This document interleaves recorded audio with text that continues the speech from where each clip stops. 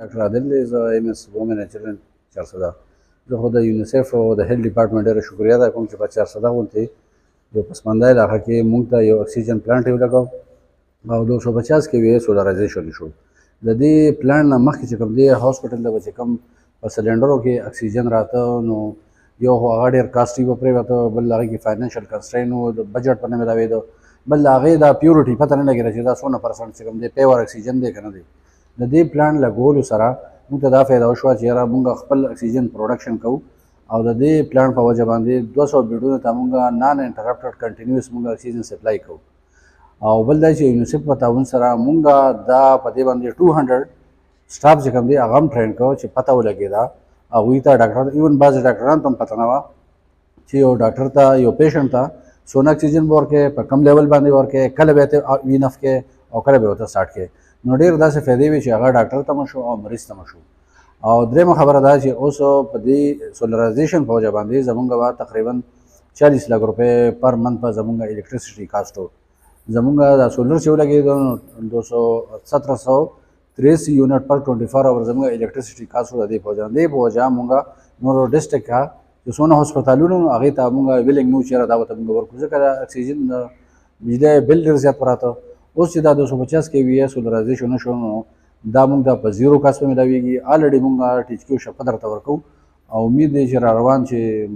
میاشت نیمه کې موږ چې څونه ډسټرکټ هسپتال چې چارسده ده که تنګې دی یا نور واړه واړه بیچوز دي هغې ته موږ شروع کړو انشاءالله. یونیسیف موقع دی یو فایدو چې ته مو چې رالې نو خلکو لږې نیوکې وکړې، ګیلې یې وکړې، ډاکټرانو دی ګیلې وکړې، مریض ته هغه شان کتنه نه کېږي، څومره جوپات دي، ډاکټرانو کمې دي، نرسانو کمې دي، هسپتال کې داسې نور کم ضرورت دي سټاف کم. اصل کې د دې یو غټه ایشو دا وه چې په 2022 پورې دا هسپتال د 1 یونټ و چارسدې سره یې تړلی شوی و. اوسه پورې هغه هماغه شانتې د دې هسپتال د هغې هسپتال تقریبا 100 ډاکټران دلته کار کوي، د ده هلته کار کوي. ټیک شو، هغه ایشو لا ده. او بل دی چې دا اوس کټګري 2 هاسپټل دی، مخکې د دې پوزیشن بیل و، اوس د دې پوزیشن بیل دی. د کټګري 1 هسپتال 198 پوسټونو باندې دا کار کوي او د دا په کټګري 2 هاسپټل په دغه کې روان دی. نو دې لپاره 500 پوسټونه پکار دي. نو بالکل د مریضانو د خلکو خبره ټیک ده چې یاره بعضې وخت کې زموږ په سټاف باندې زموږ په نرسانو باندې هغه لوډ زیات دی، لوډ په وجه چې کوم دی نو دا ایشوز را روان دي. نو انشاءالله اوس ما منصور هیلث صاحب سره خبرې وکړې او هغوی دا اګره کړه چې یاره دلته کم کمې دی هغه به موږ برابر کړی شو. د اوبو د کمۍ خلکو ذکر وکړو چې اوبو بالکل نه بالکل اوبو پرون داسې کار شو زموږ د اوبو موټر خراب شوی او هغه ما بل یو موټر راوړو او مې سټینډ بای ودرول چې یاره دا څیزونه ما ټیمې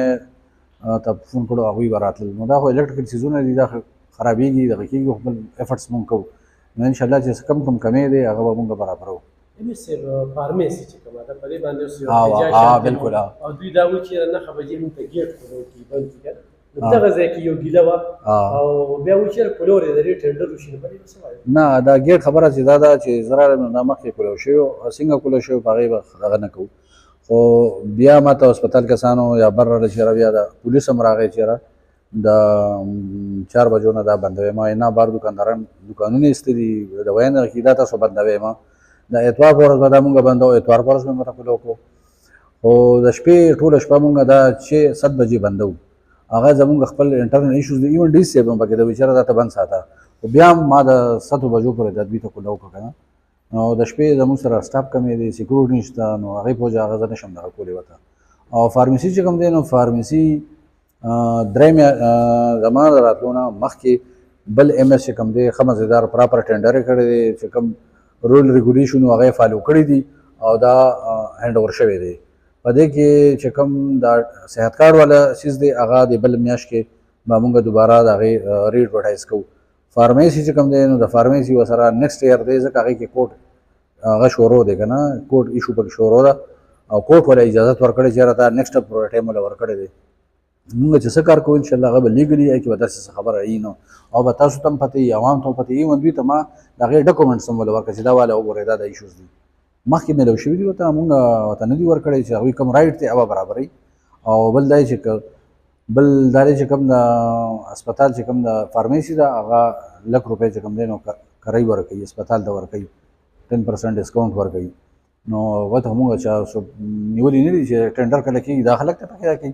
چې کوم هسپتال ته زیاته فایده ورکوي مونږ به هغه کس ته ورکوو. صحیح ام اس بي اخیرنۍ پوښتنه کوم راغلي سوالونه را پیدا شي چې ها میډیا بیا په یو لین رواني نو ام اس سره دغه نشي نه غوښتل بالکل یو د اوس بار دغه چې یاره مریضان زموږ په ځمکه باندې یو مریض دغه چې ماشوم لکه بیډ دغه نشته یا د شیشو څه داسې کمی شته نه نه داسې دا چې دا پرون زمونږ 105 اډمیشن شوي دي 105 او بیډ زموږ سره چې کوم دی نو دلته 70 بیډز دي نو خپل اندازه کوو او بل پکې دونه پیشنټ روان دي ډایریا مریضان ټول روان دي موږ خو لېږلي هم نشو چې یاره ته لاړ شه سرسدي خلک دی هلته دغه ته لاړ شه پېښور ته لاړ شه دلته صحت کارت شته د هسپتال کې چې کوم اویلیبل میډیسن دی هغه میلاویږي نو که داسې یو ایشو راغلي نو هغې دپاره زه هغوی نه دغه کوم چې را خفه کېږم ځکه چې مریضان دونه زیات دي تاسو خپله که چکر ولګوئ تاسو ته پته ولګي دا ډایریا دغه شوی دی او میزل موږ سره میزل یو واړ دی ما ورته اوس بل واړ هم جوړ کړ چونکې میزل داسې یو وبا شروع شوې ده چې هغه مونږ بره 2 چمبر هغې ته مونږ دغه کړي دي ورته که نه هغې دپاره لږ خلکو نه هم هیلې وي چې یاره تاسو په ټایم باندې ویکسینیشن کوئ د خلکو خبرو کې مه راځئ نو دا ایشوز به نه راځي صحیح او خلکو ته دا یو ډاکټر صاحب ته وویل چې په کومو موسمیات هغه تبدیلي هم را روان دي او موسم هم چې دی نو ډېر ګرم دی دې ورځو کې کمې بیمارۍ ډېرې زیاتې په ماشومانو کې راغلي دي او د دې احتیاطي تدابیر پسې یو سخت تیاری څه دي دې حوالې سره نن سبا چې کوم هسپتال ته مونږ ته کم زیات مریضان را روان دي نو هغه په ماشومانو کې ډېر چونکې دا وړو هسپتال دی نو زیات موږ دا پیشنټ راځي نو مونږ خو والدینو ته دا ریکوست کوو چې یاره واړه په ګرمۍ کې بهر مه پرېږدئ بند شیشو گاډو کې مه کېنوئ بازاري خوراکونه مه ورکوئ ټیک شو اوارس اوبو سایهدار لاندې نری کپړې دا ورته اچوئ او چې چاته دا ایشوز راځي واړو ته نو هغې دپاره مونږ دلته 20 بیډ ریهایډریشن سنټر کولو کړی دی په موږ سره په هسپتال کې چې کوم اویلیبل میډیسن دي فلحال خو انشاءالله هر یو شی اویلیبل دی نو هغه ورته د طرفه مونږ میلاویږي او دویم چې کوم دا انفیکشس ډیزیز دی نو په هغې کې یو میزل دی یو پکې کوم دی ډفتیریا ده نو دې هغه دا اوس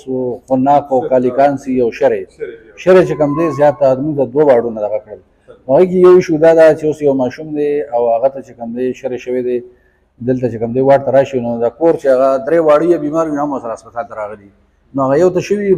درېو ته ولګي موږ بار خلکو ته وایو چې یاره واړه ځان سره مه راولئ بس د کور یو غټ بنده چې کوم دی هغې ورسري واړه مه دغه کوئ او بل دا چې په ټایم باندې خپل ویکسینو په هسپتال کې زموږ ویکسینیشن ښه مضبوط سنټر شته چارسدي هسپتال کې هم شته په ډیچکیو لیول باندې ډیچو لیول باندې هم شته نو تاسو کوشش دا وکړئ